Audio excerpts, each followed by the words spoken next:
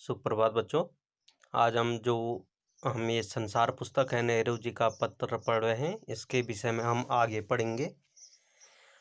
और अगर हम उन किताबें पढ़ें, अर्थात जो हमारे वैज्ञानिक और जो हमारे विद्वद्गण हैं उनकी किताबें पढ़ें और पहाड़ों और जानवरों की पुरानी हड्डियों को गौर से देखें, तो हमें खुद मालूम होगा कि एक समय ऐसा ज़रूर रहा होगा जो ये धरती बहुत ज़्यादा गर्म थी। अगर हम हमारे विद्वद्गण और हमारे वैज्ञानिकों की जो अनुसंधान किया, जो रिसर्च की उन्होंने, हम उनकी किताबें पढ़ें और पहाड़ों और जानवरों की पुरानी हड्डियों को गौर से देखें। जो पहाड़ हैं हमारे, और जो हमारे पहाड़ों को देखें हम, और जो हमारे जानवर हैं उनकी पुरानी हड्डियों को गौर से देखें, अच्छे से उनको देखें, तो हमें खुद मालूम होगा कि एक समय ऐसा ज़रूर रहा होगा। हमें खुद ही मालूम हो जाएगा कि एक समय ऐसा रहा होगा जब ये धरती बेहद गर्म थी। तुम इतिहास की किताबों में ही पढ़ सकती हो। तुम जो ये सब विषय में तुम इतिहास के किताबों में ही पढ़ सकती हो। लेकिन पुराने ज़माने में तो आदमी पैदा ही ना हुआ था, किंतु जो हमारा जो पुराना जो ज़माना था, जब ये धरती बहुत ज़्यादा गर्म थी, जब इसमें प्राणियों का जो रहना था वो बेहद मुश्किल था, तो उस ज़माने में जब आदमी पैदा ही ना हुआ था तो किताबें कौन लिखता। अर्थात जब यहाँ पे मतलब जो प्राणी रह ही नहीं सकते थे तो किताब कौन लिखता। तब हमें उस ज़माने की बात कैसे मालूम हो, तब हम उस जो पहले जो युग था हमारा उसके विषय में हमें कैसे मालूम हो। यह तो नहीं हो सकता कि हम बैठे बैठे एक बात सोच निकालें।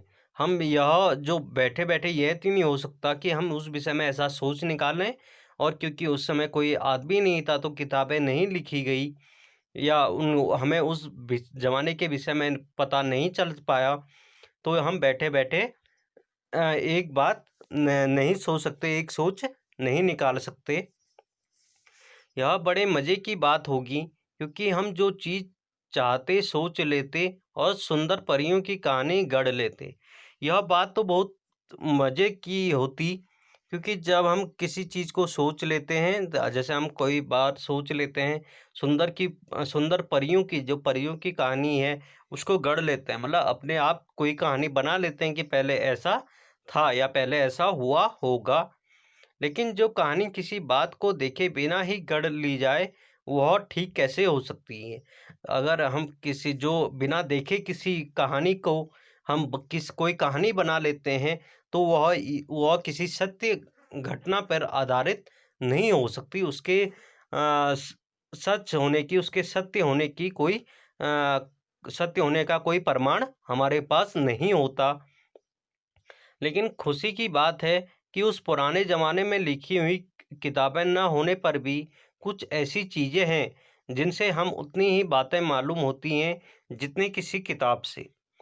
लेकिन ये खुशी की बात है कि उस पुराने ज़माने में किताबें नहीं थी, उनके मतलब उपलब्ध नहीं थी किताबें, या उन ज़मानों की किताबें हमारे पास नहीं हैं।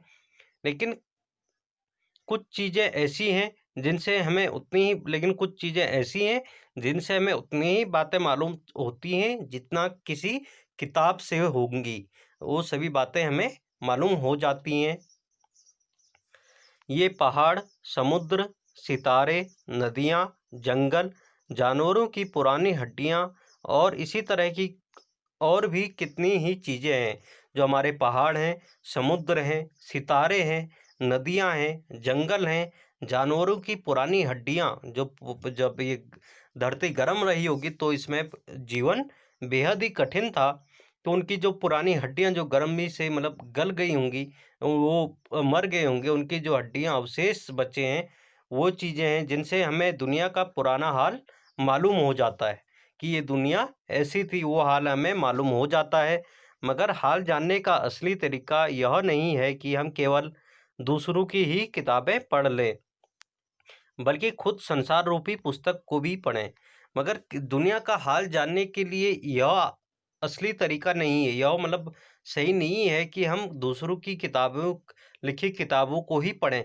हमें कुछ ना कुछ खुद भी इस विषय में अनुसंधान करना चाहिए, कुछ ना कुछ खुद भी रिसर्च करनी चाहिए कि ये कैसे हुआ।